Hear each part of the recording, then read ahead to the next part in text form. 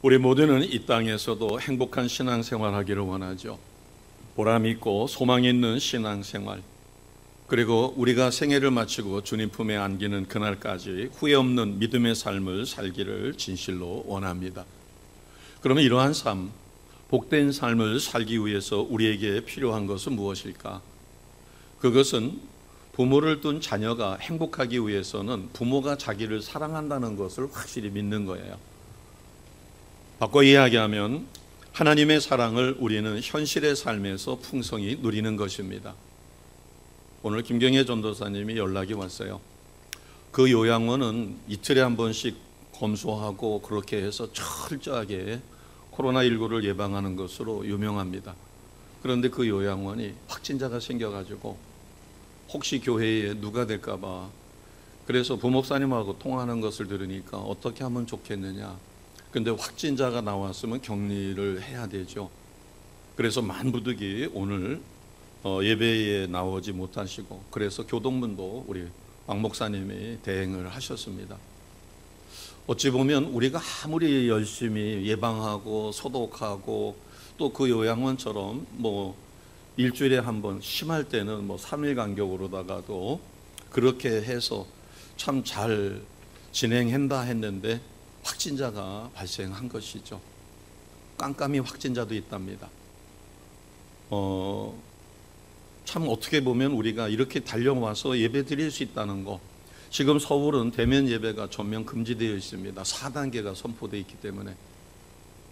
또 백신을 맞으신 분들 중에서도 안심할 수 없는 게, 인도에서 변이가 발생해서 유럽에 지금 펴져 있고 이스라엘까지 긴장하고 있는 코로나19 변이가, 그것은 또 면역 체계를 갖고 있는 사람에게도 또 감염이 되는 모양입니다.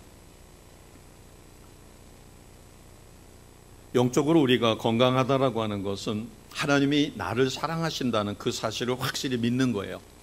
그렇기 때문에 하나님을 사랑하면 하나님 말씀을 우리는 지키려고 노력하게 됩니다. 그러는 가운데서 하나님이 베풀어 주신 은혜, 또 내가 이렇게 건강할 수 있는 것, 또 어쩔 수 없이 여럿이 모이는 곳에 갔다 왔음에도 불구하고 건강하게 지날 수 있는 이 모든 게 전부 감사하는 거죠. 결국 우리가 하나님 뜻대로 산다라고 하는 것은 나의 삶에서 내 입에서 감사가 터져 나오느냐, 원망과 불평이 터져 나오느냐. 우리가 감사를 찾으면 한도 끝도 없이 감사할 것입니다. 그러나 원망과 불평할 것을 찾아보면 원망과 불평할 것도 우리 주변에는 수없이 많아요. 요즘에 장마철이라서 후텁지근합니다. 습도가 높아요. 이것도 날씨 탓을 하기 시작하면 왜 이렇게 날씨가 후덥지근하냐고 해서 원망할 수 있지만, 그러나 한겨울을 생각하면 이 여름도 또한 우리는 감사한 것이죠. 사계절의 변화가 있다고 하는 것. 우리가 신앙의 침체를 가져오는 1순위는 낙심입니다. 내가 낙심하게 되는 것은 바꿔 이야기해서 하나님이 내게 주신 은혜를 온전히 누리지 못하는 것이에요. 그러면 우리가 어떻게 하나님이 나에게 주신 온전한 사랑을 누릴 수 있을까? 그것은 내가 어떤 존재로 창조되었는가를 아는 것이 중요합니다. 자, 이 말씀은 창세기 2장 7절에 있는 말씀이 참고가 될 것이에요. 우리가 같이 선포하겠습니다. 창세기 2장 7절입니다. 여호와 하나님이 땅의 흙으로 사람을 지으시고 생기를 그 코에 불어 넣으니 사람이 생명이 되니라. 아멘. 두 가지입니다. 하나님이 흙으로 사람을 빚으셨어요. 그러나 흙으로 사람을 빚어놨어도 하나님이 성령을 부어주지 않으면, 코에 생기를 불어넣지 않으면 흙으로 빚어놓은 조각품에 불과해요. 그러나 하나님이 사람을 창조하실 때 코에 생기를 불어넣었어요. 그래서 성령의 사람이 된 것입니다. 하나님의 영, 성령이 그의 몸에 들어가니 그가 살아서 하나님과 교제할 수 있는 하나님의 사람, 생명이 된 것입니다. 그러면 바꿔 이야기해서 우리가 하나님이 나를 코에 생기를 불어넣어 생명, 사람이 영에 의해 살게끔 나를 창조해 주셨기 때문에 우리는 육체적인 존재지만, 육을 가지고 있지만, 내가 오직 믿음으로 예수님을 영접해서 나의 영 속에 성령이 와서 나와 함께 살아가는 성령의 사람이 되시는 것입니다. 이것이 참 사람이에요. 그러면 우리 심령 속에서는 어떤 역경 속에서도 감사가 일어나요. 그리고 하나님 앞에 감사할 수 있는 것을 찾게 되어집니다. 자, 오늘 우리가 봤던 6절을 보겠습니다. 16절을 보시면 내가 하나님의 은혜를 입은 자녀라는 것을 어떻게 할 수 있느냐. 16절입니다. 같이 합니다. 성령이 친히 우리의 영과 더불어 우리가 하나님의 자녀인 것을 증언하시나니. 아멘. 안 믿는 사람은 아무리 귀한 말로 이해가 충분히 될 수 있는 말로 전해주어도 못 믿습니다. 왜냐하면 육의 사람이기 때문에 그래요. 그러나 16절에 보면 우리는 창세기 2장 7절에 코에 하나님이 생기를 불어넣어 생령이 됐어요. 성령의 사람이 되었습니다. 그래서 16절에 보니까 여기 우리의 영은 사람의 영이에요. 사람의 영 속에 성령이 오셔서 나에게 필요한 것을 가르쳐 주십니다. 너 거기 가면 안 돼. 너 이렇게 살면 안 돼. 그건 참 잘한 거야. 우리에게 순간순간 가르쳐 주시고 감동시켜 주시는 것이죠. 세상 사람들은 보는 것만을 믿으려고 합니다. 그래서 오늘 24절을 보시면 24절 같이 하겠습니다. 우리가 소망으로 구원을 얻었음에 보이는 소망이 아니니 보는 것을 누가 바라리요. 우리가 믿음으로 기도해서 응답받는다라고 하는 것은 보이지 않습니다. 어떤 결과를 놓고 감사하는 것은 초등적인 신앙이죠. 하나님은 보여요, 안 보여요? 하나님은 안 보여요. 근데 안 보이는 하나님을 보이는 하나님으로 이 땅에 보내주신 분이 계셔요. 예수님이십니다. 예수님이 가르쳐 주신 말씀, 예수님이 행하신 삶을 보면 하나님이 내가 어떻게 살아야 될 건가를 하나님이 보여주신 것과 똑같습니다. 구약의 성막이 있는데 성막의 구조를 잘 음미해 보면 내가 어떤 삶을 살아야 될까? 구약 성막에는 이방인의 뜰이 있습니다. 동문을 열고 들어가면 넓은 뜰이 나오죠. 거기 물두멍도 있고 번제단도 있어요. 그러나 휘장이 쳐져 있는 안으로 들어가면 거긴 성소예요. 성소에서 또 휘장을 열고 더 안으로 들어가면 지성소인데 구약시대는 지성소는 1년에 단 한 번 대제사장만 들어갈 수 있었어요. 그러나 예수님께서 십자가에 죽으실 때 성소와 지성소 사이의 휘장이 어떻게 됐어요? 위로부터 갈라졌습니다. 그것은 예수님을 믿는 그 순간 우리는 모두가 지성소에 있는 것처럼 하나님의 임재 속에 살아갈 수 있는 하나님의 특별한 자녀가 되었습니다. 그래서 오늘 24절에 보면 보이는 소망이 아니다. 그리고 아까 16절에 보니까 성령이 친히 우리의 영과 더불어 하나님의 자녀인 것을 증언해 줍니다. 그래서 우리는 믿어지는 거예요. 내가 아무리 믿으려고 해도 안 믿어졌는데 하나님의 은혜로 성령의 기름 부으심이 임하게 되면 그냥 믿어지는 거예요. 이것이 하나님의 은혜입니다. 그래서 우리는 이제 어떻게 살아야 될까? 13절을 보겠습니다. 13절을 보시면 너희가 육신대로 살면 반드시 뭐 한다는 거예요? 죽는다는 거예요. 여기서 죽는다는 것은 안 믿는 사람들도 안 죽고 저렇게 잘 살아있는데, 예, 맞습니다. 육의 사람이니까 그래요. 여기서 죽는다는 건 영이 죽는 거를 의미해요. 육은 살아있지만 영이 죽으니까 영락 없이 육의 사람으로 사는 거예요. 왜 신앙의 위기가 찾아올까? 그것은 나에게 주신 사명, 우리는 하나님의 성령에 의해서 살아가는 사람인데 내게 주신 사명을 잃어버릴 때요. 그 사명은 우선 찾아보면 12절에 있습니다. 자, 12절 같이 하겠습니다. 그러므로 형제들아 우리가 빚진 자로 돼 육신에게 져서 육신대로 살 것이 아니니라. 아멘. 12절에 사명이 없는데요. 거기에 보면 우리가 뭐한 자라고 돼 있어요? 빚진 자다. 목사님, 저는 남한테 돈 꾼 적이 없는데요. 예, 맞습니다. 저도 누구에게 돈 꾼 거 없어요. 그런데 저는 빚을 졌어요. 누구에게? 예수님에게, 하나님에게. 어떤 빚을 졌을까요? 나의 공로가 없음에도 불구하고 나는 구원받았어요. 오직 뭐만으로? 믿음만으로. 무슨 믿음이에요? 예수님을 믿는 믿음. 예수님이 나에게 어떻게 해주셨기에? 나의 죄를 위해서 십자가에 죽으셨어요. 피 흘려 죽으셨어요. 그 사실을 믿고 예수님이 나의 구원자라고 하는 것을, 나의 주님이시라는 것을 믿는 믿음만으로 나는 구원을 받았습니다. 하나님의 자녀가 되었습니다. 그래서 무슨 빚을 진 거예요? 예수님의 은혜 가운데 하나님의 사랑의 빛을 졌죠. 그러면 사랑의 빚을 졌으면 빚은 어떻게 해야 되는 거예요? 그냥 내버려둬도 되는 거예요? 아니면 갚아야 돼요? 갚아야죠. 현실적으로 은행에서 돈을 빌려가지고 안 갚으면 차압이 들어오잖아요. 집이 있으면 집을 가져가 버리잖아요. 경매 붙여가지고. 그래서 12절에 보니까 우리는 빚진 자다. 그래서 빚진 자기 때문에 하나님의 사랑에 빚을 졌기 때문에 육신대로 살아서는 안 된다는 거예요. 그래서 육신대로 살면 13절에 반드시 죽고 영으로서 몸의 행실을 죽이면 우리는 성령의 사람이기 때문에 사랑의 빚을 졌기 때문에 누군가에게 내가 받은 그 사랑을 전하여 그 사람도 하나님의 은혜 가운데 구원받는 백성이 되게 만들어 가야 합니다. 이게 우리에게 주신 사명이에요. 그러니까 간단하게 이야기하면 우리는 영혼을 구원하는 일에 쓰임을 받아야 합니다. 다른 말로 이야기하면 전도의 열매를 맺어야 되는 거예요. 그런데 우리가 전도의 열매에 관심이 없어요. 그러면 사탄은 너무 좋아해요. 왜? 우리가 빚진 자인데 빚을 안 갚으니까 성령께서는 근심하셔요. 네가 하나님의 사랑에 빚을 졌는데 네가 세상 사람들처럼 육적으로 살고 있구나. 너 기도 안 하는구나. 내가 너에게 성령으로 계속 노크를 하는데 너는 문도 안 열어주는구나. 그러면 누가 좋아해요? 악한 영 사탄이 좋아해요. 그래서 세상적으로 살 수밖에 없는 거예요. 이것이 첫 번째입니다. 왜 신앙의 위기가 찾아올까? 내가 왜 영적으로 침체가 찾아올까? 다른 사람은 저렇게 새성전 옮겨가가지고 새성전 너무 좋다. 새성전에서 소망을 갖고 꿈을 꾸고 열심히 기도하고 전도하려고 그러는데 왜 나는 마음이 이렇게 싸늘하게 식어 있을까? 사명을 잃어버린 거예요.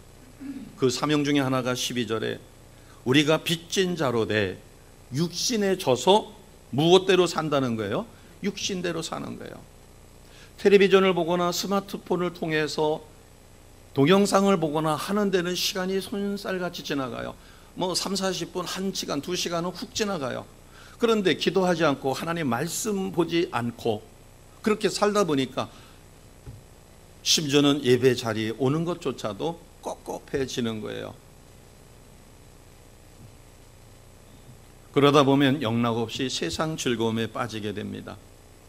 세상 즐거움에 빠지면 교회 가는 것조차 힘들어지죠. 귀찮아요. 그리고 교회가 어떤 일을 맡겨주면 무슨 핑계를 대든 간에 피하고 싶은 거예요. 자, 17절을 보겠습니다.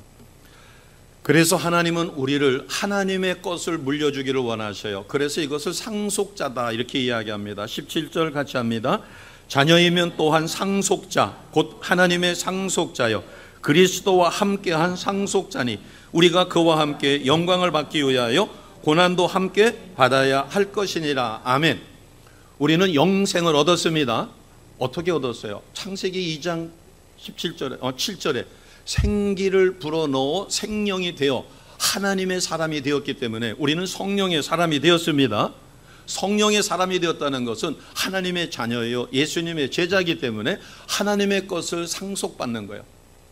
아버지가 나를 장남으로 세워놨기 때문에 다른 사람이 상속받을 게 없어서 내가 아버지의 유산을 상속받습니다.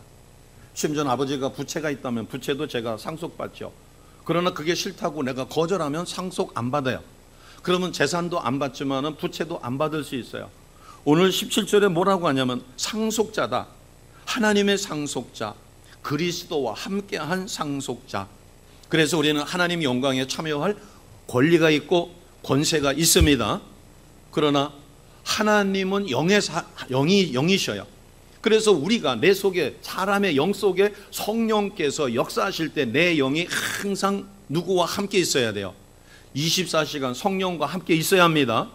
성령과 함께 있을 수 있는 비결이 뭐예요? 두 날개. 어떤 날개예요? 한쪽 날개는 말씀의 날개고 한쪽 날개는 기도의 날개입니다. 그래서 우리가 말씀과 기도의 삶을 반드시 살아야 되는 거예요. 우리가 하루 내내 세 끼를 밥을 안 먹으면 빈혈이 올 거예요. 핑핑 돌 겁니다. 특히 연세가 되신 분은 밥심으로 산다고 그러죠. 그런데 우리는 육에 속한 사람으로 살면 기도하지도 않고 말씀 보지 않아도 그냥 텔레비전 보고서는 즐거워서 재미있어서 유튜브 보고서는 또 세상 재미에 오늘은 이 맛집 가고 내일은 저 맛집 가고 코로나인데도 상관없어요. 그 다음에 여기 관광 명소라고 그래서 여기 가고 저기 가고 그러다 보면 하나님하고는 점점 멀어집니다. 세상 즐거움에 빠지는 거예요.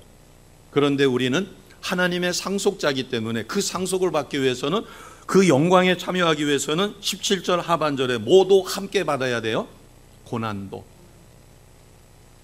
우리가 복음을 전하다 보면 저 사람이 나보다 나은 게 하나도 없고 내가 저 사람한테 빚진 것도 없는데 교회 나가자고 그렇게 섬겨주면 티티거리고, 세상에 다른 사람들이 와가지고 세일을 하느라고 물건을 파느라고 하더라도 이렇게 대접은 안 할 거예요. 그거는 왜 그럴까? 그 사람에게는 악한 영이 뺏길까봐 나에게 막 인간적인 모욕을 주는 거예요. 그런데 우리는 복음을 전하기 위해서는 그러한 모욕도 참고 견디고 그 사람을 위하여 눈물로 진실로 기도합니다. 만약에 그분이 내 남편이라면, 그분이 내 아내라면, 그 사람이 내 자녀라면, 그분이 내 부모라면 어떻게 해요? 피부친데 눈물로 기도하여 하나님 앞에, 그러기 위해서는 기도하는 그 자체는 즐거움일 수도 있지만 힘들 수도 있어요. 고난일 수도 있어요. 아무도 안 믿는 집에 혼자 믿다 보면 핍박이 말도 못합니다.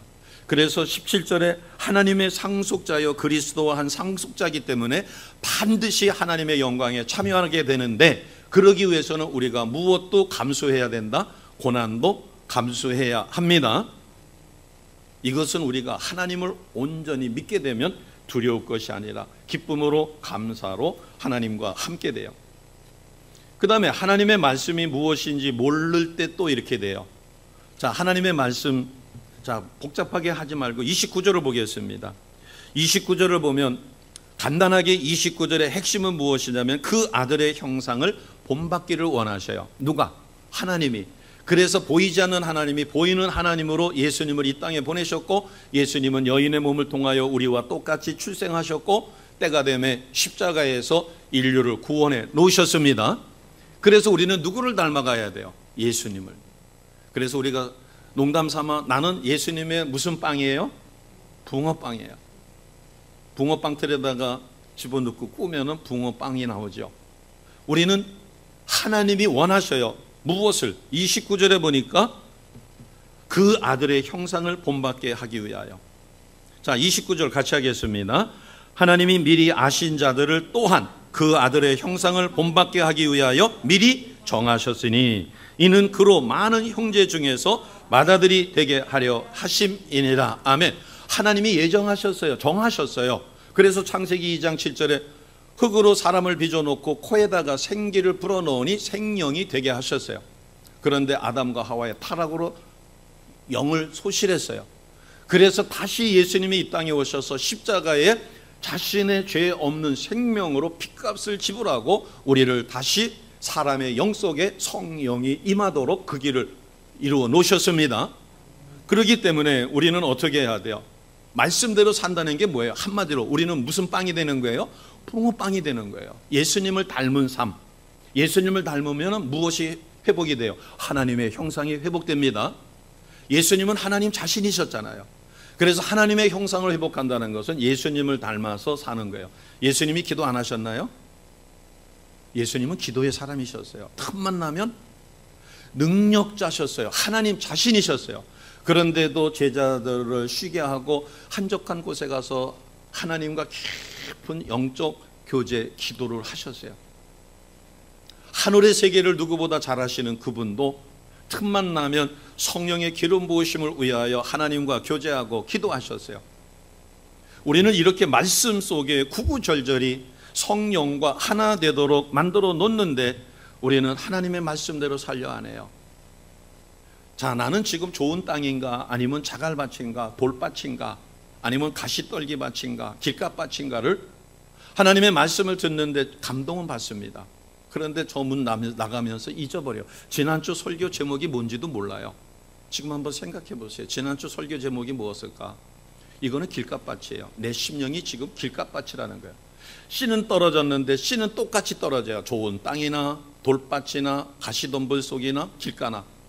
그런데 길가에 떨어지니까 사람들이 밟아가지고 씨가 스며들 흙이 없는 거예요. 그러니까 새가 와서 쫙 먹어버려요. 조금만 세상 일에도 금방 잊어버려요. 내 심령이 좋은 땅이라는 것은 하나님의 말씀을 듣고 그 말씀대로 살아가는 것입니다. 목사님에게는 목사님 그러는데 젊은 전도사님에게는 어이 무슨 전도사? 이거는 말씀대로 사는 게 아닙니다. 하나님의 종은 나이가 많든 적든 하나님의 종이기 때문에, 그래서 우리가 목장에서 예배를 드릴 때도 다른 사람에게는 방석을 안 주는데 누구에게는 방석을 깔아드려요?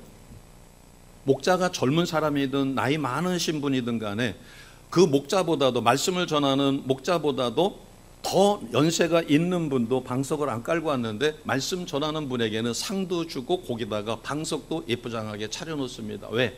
말씀은 하나님의 말씀을 전하기 때문에 존경하는 거죠.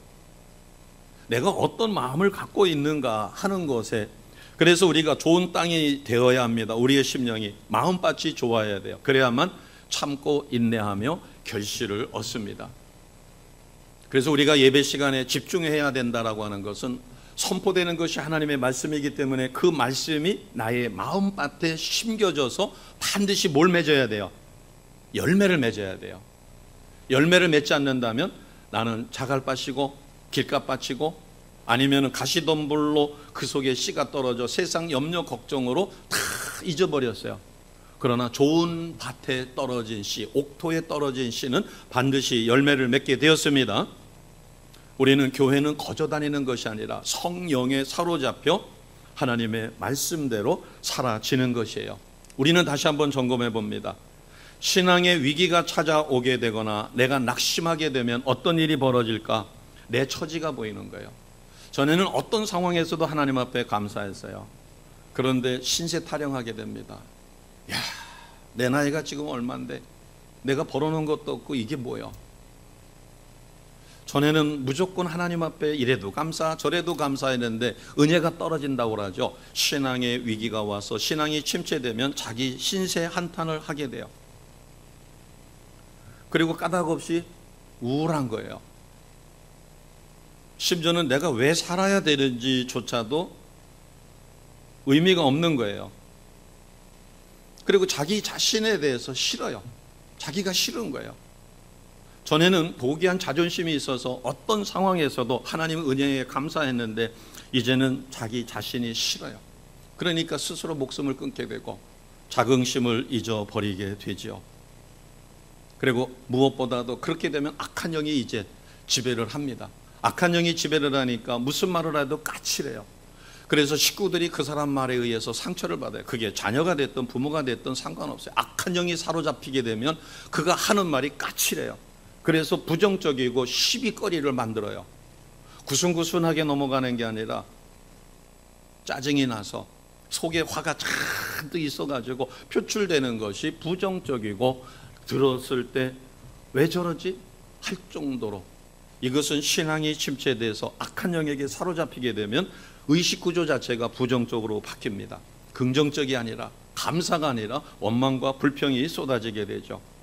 그러기 위해서는 우리는 어떻게 해야 될까? 이것을 극복하고 하나님을 만나 하나님의 형상을 회복하기 위해서는, 자, 먼저 29절을 보겠습니다. 29절을 보면 우리가 무엇을 본받게 하나님이 만들어 놓으셨어요? 그렇죠, 그 아들의 형상을. 그래서 아까 우리가 무엇이 되어야 된다고 그랬어요? 예수님의 붕어빵이 되어야 된다. 그러기 위해서는 우리는 하나님을 만나야 돼요. 하나님이 누구신지를 알아야 돼. 안다는 것은 머리로만 이해하는 게 아니라 체험을 통해서 하나님과 함께 지나야 되죠. 자, 이것을 요한복음 17장 3절은 이렇게 우리에게 가르쳐 줍니다. 요한복음 17장 3절 같이 하겠습니다. 영생은 곧 유일하신 참 하나님과 그가 보내신 자 예수 그리스도를 아는 것이니라. 아멘. 영생이 뭐예요? 영원한 생명. 우리는 예수님을 믿는 그 순간 나의 죽었던 영 속에 성령이 오시고 영원한 생명을 얻습니다. 아멘. 그러면 영생이라고 하는 것은 어떻게 얻는 것이에요? 아는 데서, 여기서 안다고 하는 것은 이해만이 아니라 삶 속에서 누리는 거예요. 누구를? 참 하나님, 그리고 하나님이 보내주신 우리를, 나를 구원해 주신 예수 그리스도를 아는 것이다. 그래서 우리는 하나님을 안다라고 하는 것은 체험해야 돼요. 그래서 하나님이 살아계심을 체험하고, 그러게 되면 하나님 뜻대로 살려고 노력하게 되고 내 영 속에 성령께서 말씀하시는 것에 예민하게 우리는 반응하게 되어집니다. 그래서 기도하지 않던 사람이 기도를 하게 돼요. 전에는 맹숭맹숭하게 기도를 했는데 기도하느라고 무릎을 딱 꿇고 주여 하게 되면 성령의 감동이 쫙 밀려오면서 그동안 자기가 온전치 못했던 게 그렇게 회개가 되고 눈물로 고백하게 돼요. 세상에서 가장 악하게 살던 사람도 성령이 기름 부으고 성령에 사로잡히면 그 악함은 사라지고 어린 순한 양처럼 회개의 영이 터지게 됩니다. 그래서 우리가 성화의 시간을 갖고 그 다음에 주의 종에 의해서 사죄의 시간을 갖는 것은 내가 세상적으로 알고도 짓고 모르고도 지은 죄가 있음에도 불구하고 예배를 드릴 때 그것이 해결되지 않았다면 예배 초입에 우리가 그것을 해결받고 하나님의 은혜의 자녀로 변화가 일어나도록 하는 것이 성화의 시간입니다. 아멘. 자, 그러면 어떤 삶의 변화가 일어날까? 갈라디아서 2장 20절처럼 이제 내가 사는 것이 아니라 내 안에 예수께서 사시게 됩니다. 자, 같이 선포하겠습니다. 내가 그리스도와 함께 십자가에 못 박혔나니 그런즉 이제는 내가 사는 것이 아니요 오직 내 안에 그리스도께서 사시는 것이라. 이제 내가 육체 가운데 사는 것은 나를 사랑하사 나를 위하여 자기 자신을 버리신 하나님의 아들을 믿는 믿음 안에서 사는 것이라. 아멘. 자, 갈라디아서 2장 20절은 굉장히 중요합니다. 우리가 하나님 말씀대로 산다, 하나님을 체험한다라고 하는 것을 가장 잘 표현해 준 게 갈라디아서 2장 20절이에요. 자, 보게 되면 우리가 이미 저 속에 들어가 있어요. 내가 그리스도와 함께 우리는 어떻게 됐어요? 십자가에 못 박혔습니다. 내가 십자가에 못 박혔다는 것은 나의 원죄, 내가 알고도 짓고 모르고도 지은, 내가 태어날 때서부터 가지고 태어났던 원죄가 십자가에 못 박혔습니다. 그래서 그것을 나는 그리스도와 함께 십자가에 못 박혔다. 나의 원죄, 옛사람은 죽었어요. 그래서 우리는 옛사람은 죽고 새 사람으로 다시 태어났습니다. 누구의 공로로? 예수님의 공로로. 그래서 그리스도와 함께 십자가에 못 박혔나니 그렇기 때문에 이제는 내가 사는 것이 아니라 내 영 안에, 내 안에가 영 안에예요. 내 안에, 영 안에 또는 내 마음속에 그리스도께서 사시는 것이라. 그리스도께서 사시는 거라고 하는 것은 예수님의 붕어빵으로 예수님 말씀대로 우리가 말씀과 기도의 삶을 통하여 변화된 삶을 사는 것입니다. 이것을 안 산다면 나는 구원 못 받은 거예요. 하나님의 법은 구원받은 자는 반드시 갈라디아서 2장 20절처럼 살아가게 돼 있어요. 구원 못 받았다는 얘기는 나는 지금 죽으면 어디 간다는 얘기예요. 영락 없이 지옥 간다는 얘기예요. 이거는 미룰 일이 아닙니다. 하나님의 법이에요. 그리스도와 함께 십자가에 못 박힌 자는 자기 생각대로 이제는 못 살아요. 왜? 눈에 티가 들어가면 눈물을 흘려서라도 그 티가 빠져야만 눈에 정상이 돌아와요. 머틀거려서 살 수가 없어요. 그렇기 때문에 내 안에 세 번째 줄에 보니까 누가 사시는 거예요? 그리스도께서 사시는 것이라. 그리스도께서 사신다는 것은 다른 말로 이야기하면 말씀과 기도의 삶을 살아가는 것입니다. 은혜가 떨어지면 맥주감사절이 부담이 돼요. 지난주에 우리가 맥주감사절 했죠. 그리고 맥주감사절 그러면 딱 떠오르는 게 헌금 어떻게 하지? 나 가진 것도 없는데. 맥주감사절은 그게 맥주감사절이 아니에요.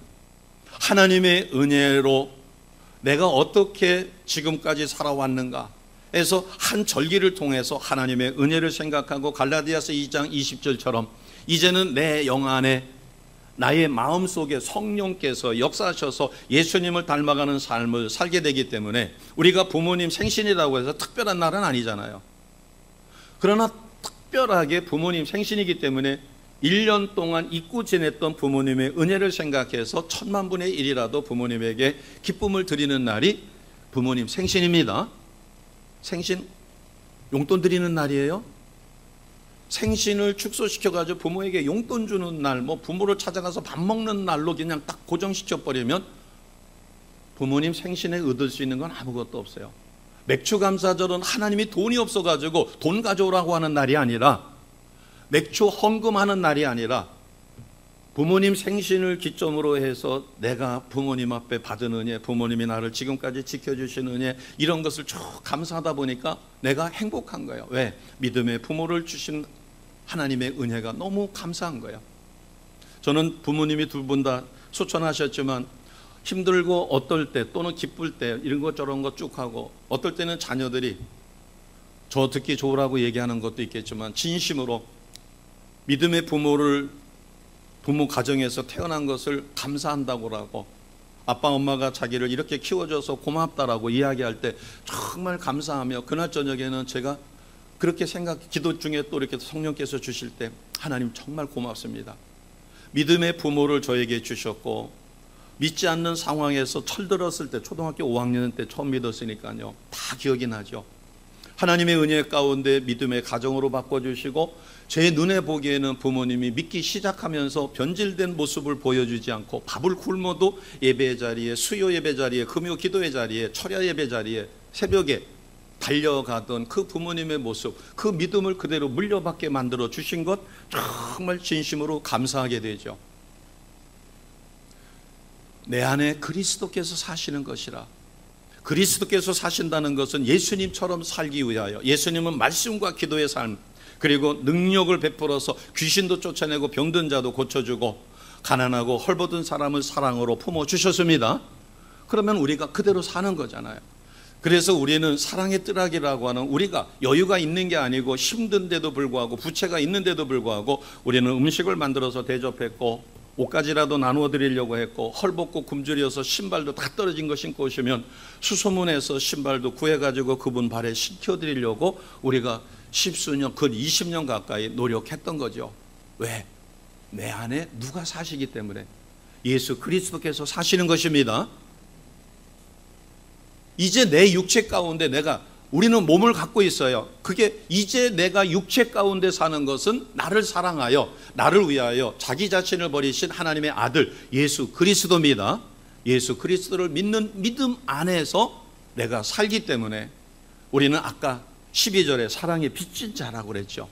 그 빛을 갚기 위하여 우리는 복음을 전하고, 그러기 위해서 많은 수모를 겪더라도 눈물로 기도하며 그 영혼을 구원하기 위해서 우리는 최선을 다하시는 것이에요. 그러기 위해서 우리는 성령의 사람이 되어야 합니다. 아까 창세기 2장 7절에 하나님이 흙으로 사람을 만들어 놓고 사람이 하나님과 같은 존재가 된 것은 코에 생기를 불어넣어 생명이 되게 하셨기 때문입니다. 그러니까 우리는 육을 입고 있다고 해서 육적인 사람을 살면 반드시 죽어요. 13절에 육신대로 살면 반드시 죽을 것이다.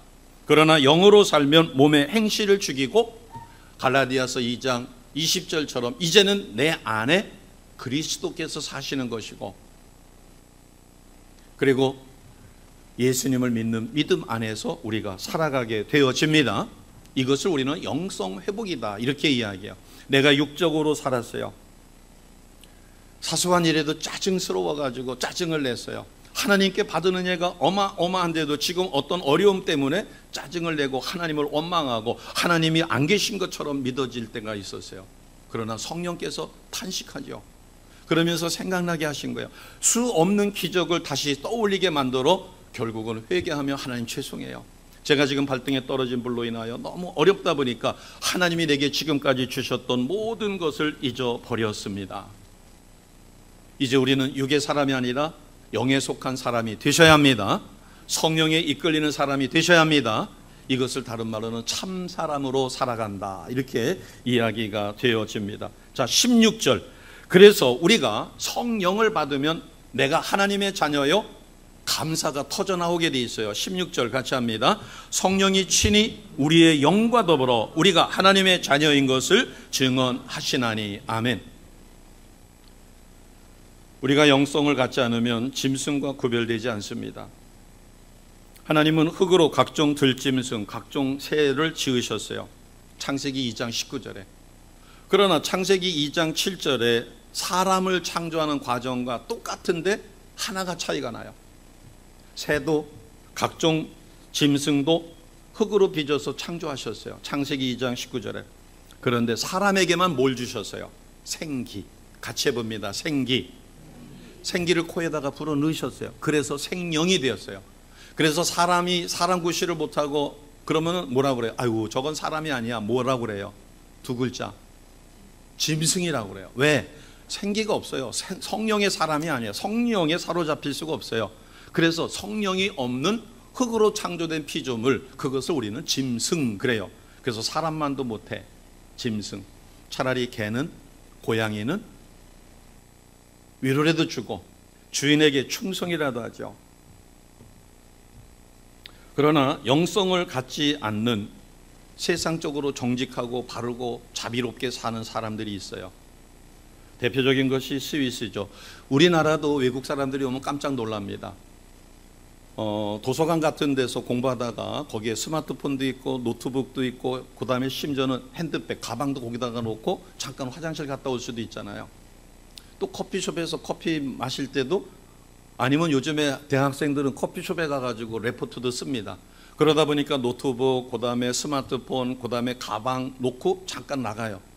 심지어는 밥 먹으러 갔다도 와요. 그런데 그거 안 가져가요. 외국 같은 데, 특히 미국 같은 데는 뭐 그거는 불가능하다고 그래요. 심지어는 뭐 이태리 같은 데는 이렇게 해서 뒤로 매면 그건 남의 거라고 그러죠. 앞으로 이렇게 했는데도 어느새 와가지고 이거를 따간다고 그러죠. 스위스가 신문 가판데 우리가 이렇게 선진화되기 전에 참 부러운 나라였었죠. 전철이나 버스를 탈 때도 표를 확인하는 절차가 없고 인권을 존중하고 한국 전쟁 고아를 1000명이나 입양해 준 나라. 그래서 박애, 자비. 그래서 스위스에 적십자 본부가 있죠. 그러나 정직을 가장 강조하는 스위스 은행에는 전 세계에 검은 돈이 모여 있어요. 그래서 어느 나라 정치가나 또는 재력가가 그 돈을 숨기고 싶으면 어디다가 숨겨놔요? 스위스 은행에. 우리 은행은 단 1%를 주던 뭐 0.1%를 주던 은행에다 돈을 맡겨놓으면 이자가 나옵니다. 근데 스위스 은행은 이자를 줘요, 안 줘요? 오히려 보관료를 받아요. 돈을 맡겨놓고 그 돈을 보관해주는, 안전하게 지켜주는 대신에 엄청난 수수료를 받아요. 박애와 사랑을 노래하는 그들이 스위스 은행만큼은 전 세계에 검은 돈이 그리로 몰려들어요. 한 비근한 저기가 콩고에 정치적으로 백성을 위한 사람이 망명하게 됐어요. 쿠데타가 일어나가지고 백성을 위한 정치를 하던 사람이 쫓겨났어요. 그래서 스위스에 망명 신청을 해가지고 스위스에 거주하는데, 지금 콩고에 새로 집권한 집권자가 스위스 은행에다가, 정부에다가 압력을 집어넣는 거예요. 그 자를 추방하지 않으면, 추방하면 그 사람은 죽습니다. 추방되는 그 순간 암살자가 와가지고 죽이겠죠.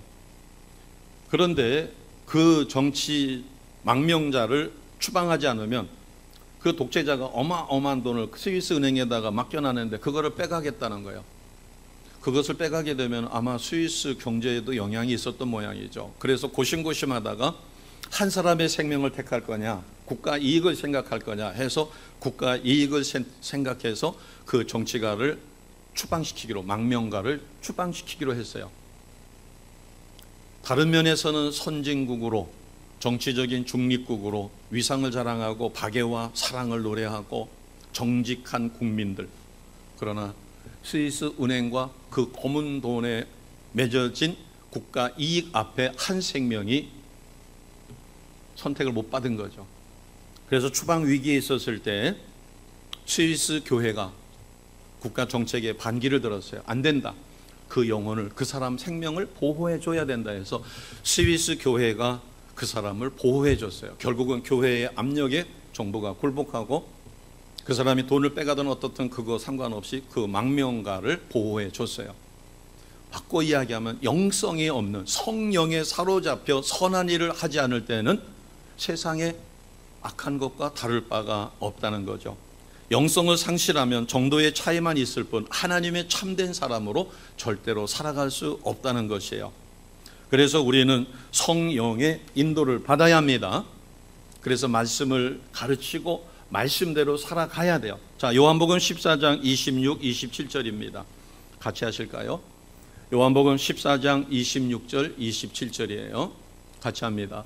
보혜사 곧 아버지께서 내 이름으로 보내실 성령, 그가 너희에게 모든 것을 어떻게 하신다고 그랬어요? 모든 것을 가르친다. 누가요? 성령께서.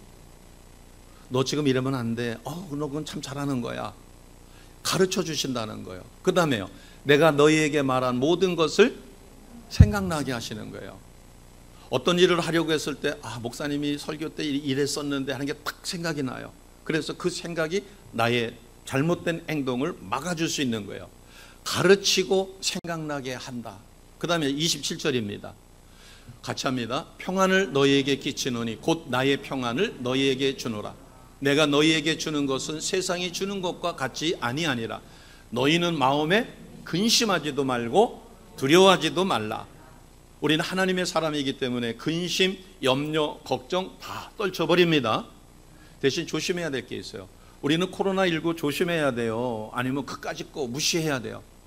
조심해야 돼요. 조심하는 것과 신앙은 별개가 아닙니다. 나는 하나님이 지켜줘 하고서 마스크도 안 쓰고서는 활개를 한다면 세상에 하나님의 영광을 가리는 거예요. 우리가 조심할 것은 조심하되 코로나로 인해서 뭐 하지 말라는 거예요. 마지막 절에 근심하지도 말고 두려워하지도 말라.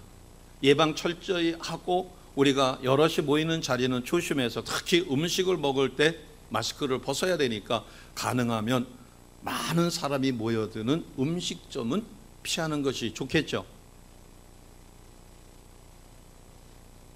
성령은 우리를 가르칩니다. 말씀이 생각나게 하셔요. 그리고 우리가 세상 상황으로 인하여 염려하고 근심할 수 있는 것을 떨쳐버리도록 우리 마음에 평강을 주십니다. 제가 전에 프라이드 그 CD5라고 해서 가장 낮은 급이에요. 옵션이 가장 낮은 그거를 타고 충주에서 대전까지 신학교를 다녔어요. 2시간 몰고 갔다가 2시간 몰고 오는 거예요. 그런데 어느 날 그 보험을 갱신을 해야 되는데 그 종합보험을 가만히 생각하니까 그 갱신하려고 했었을 때 은행에다가 돈을 이체를 시켜야 되는데 잔고를 보니까 잔고가 없었어요. 그래가지고 뭐가 생기면은 그것을 이체를 시켜야지 하고서는 생각을 했는데 다른 일에 레포트 쓰고 뭐 하는 일에 바빠가지고 못하고서는 고속도로를 달리고 있는데 딱 생각이 난 거예요. 내가 지금 뭘 안 했죠? 종합보험을 이체를 시켜가지고 1년을 연장을 시켜야 되는데 연장을 못하고선 타고 다니는 거니까 지금 나는 종합보험을 안 들은 상황에서 차 운전을 하고 있는 거예요. 그것도 고속도로에서. 그 순간 무슨 느낌이 왔을까요? 들었든 안 들었든 차가 나가는 데는 아무 지장이 없는데 조금 전까지 신나게 가다가 말고 그 생각이 딱 들어오는 순간 갑자기 겁이 그냥 확 밀려오는 거예요. 지금 사고 난 것도 아니고.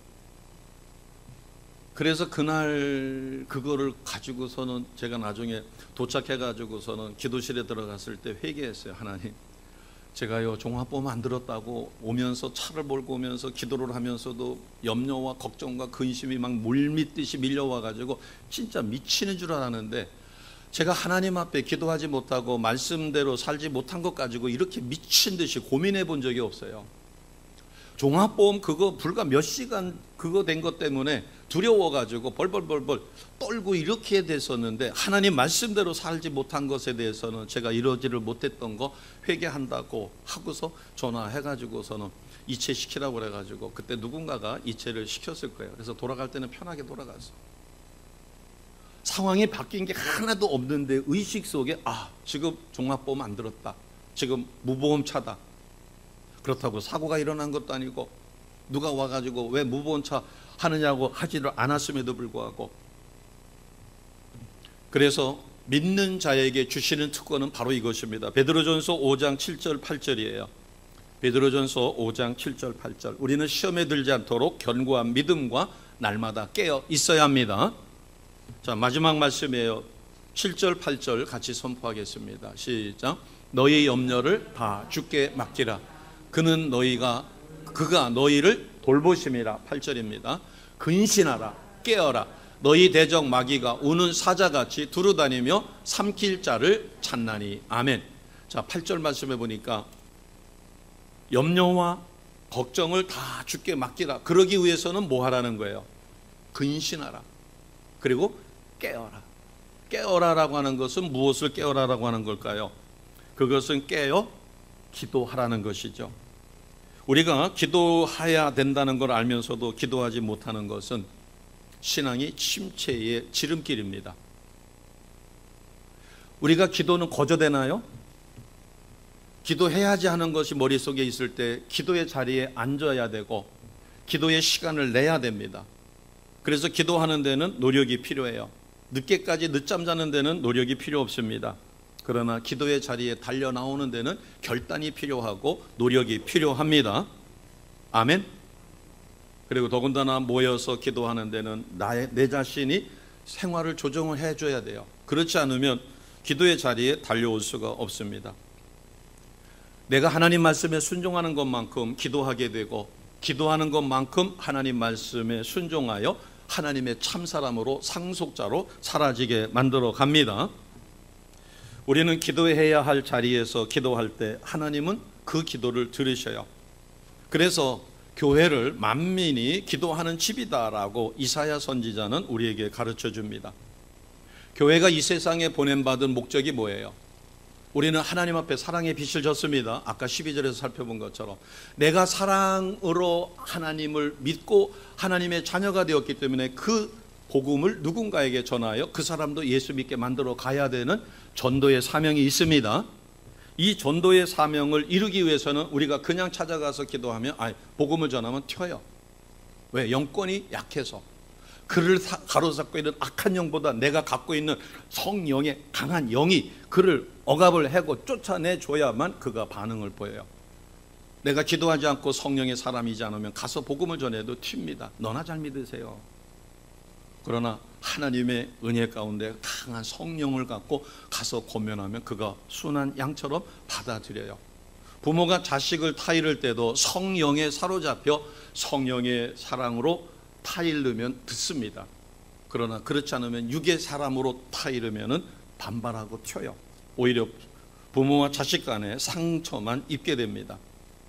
우리가 물질로 봉사하고 싶다 그러면 내가 어느 정도 부가 축적이 되어야 되죠. 기다려야 됩니다. 복음을 전하는 선교 활동은 훈련이 있어야 되고 건강이 수반돼야 돼요.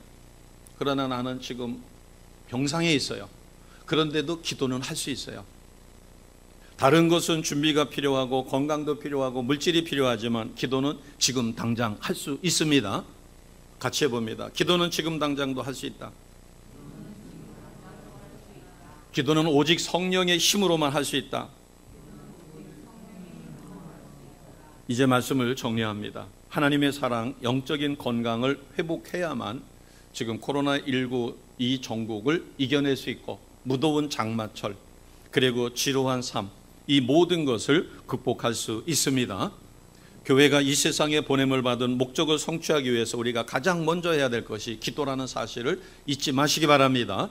기도는 그냥 청구서를 낭독하는 게 아니라 말씀을 부여잡고 말씀에 사로잡혀 성령의 감동으로 구하는 것이 기도입니다. 그래서 기독교는 두 날개가 수평을 이루어야 돼요. 하나는 말씀의 날개고 하나는 기도의 날개입니다. 우리는 하나님을 만나야 됩니다. 하나님의 형상을 회복하는 거죠. 그래서 우리는 무슨 빵이 되는 거예요? 예수님 붕어빵이 되는 것입니다. 이제는 내 안에서 내가 사는 것이 아니라 내 안에 예수 그리스도께서 사시는 것이고 성령의 인도함을 받습니다. 그리고 우리는 시험에 들지 않기 위해서 견고한 믿음으로 날마다 깨어 말씀과 기도의 삶을 사시는 것이에요. 아까도 말씀드렸지만 다른 것은 준비가 필요하고 물질이 필요하고 건강이 필요하지만 기도만큼은 성령의 도우심으로 언제든지 할 수 있다는 사실을 기억하시고 기도의 사람이 되시기를 주님의 이름으로 축복합니다.